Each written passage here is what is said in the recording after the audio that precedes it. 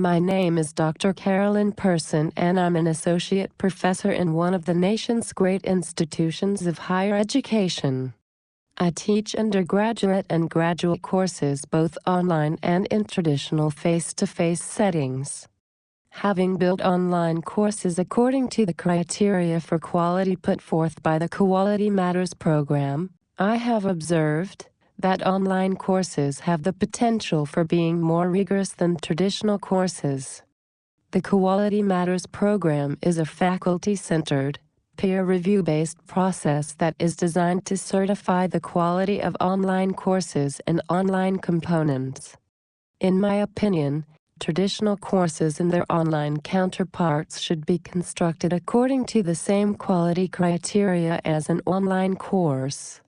Therefore, as an advocate for change in higher education, I strongly recommend systematic curricular redesign, in which all traditional courses are designed according to the quality criteria required by the Quality Matters program for online courses.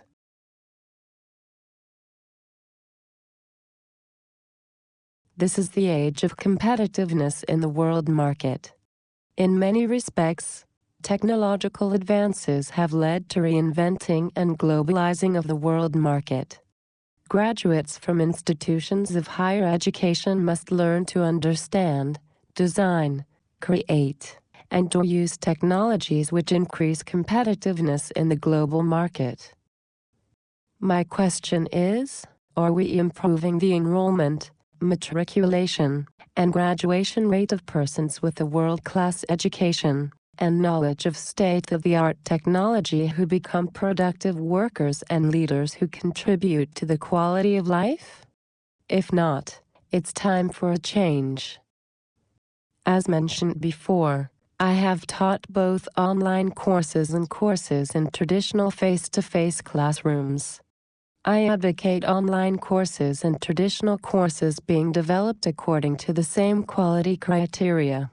I realize that to accomplish this, that it would be necessary for each university-wide discipline to systematically redesign their curriculum and associated program of study. As a result of curricular redesign, each course and syllabus would also change, thereby affecting the design of engaging, interactive, and effective undergraduate courses taught face-to-face and online.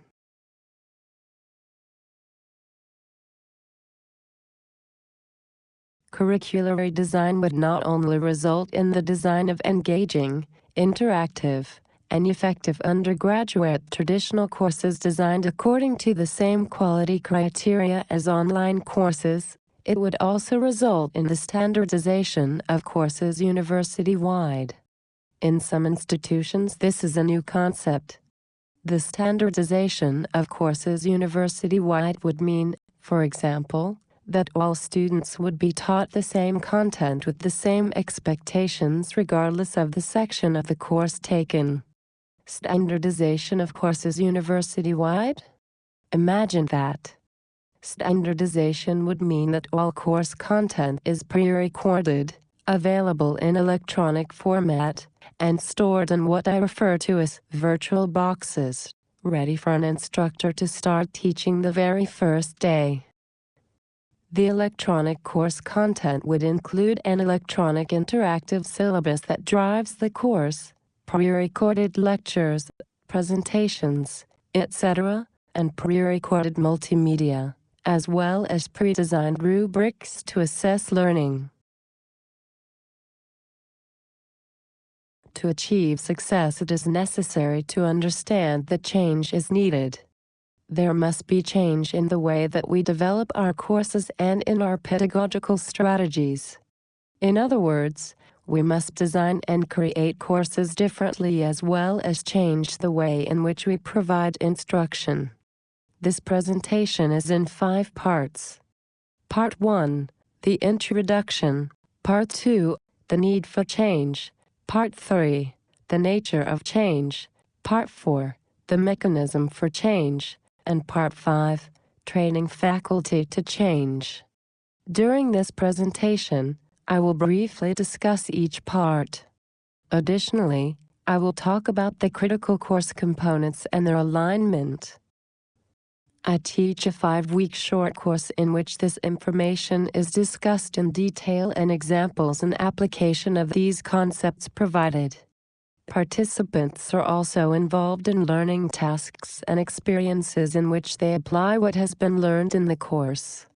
The course is offered for 2.5 continuing education units, or CEUs, through a university continuing education department.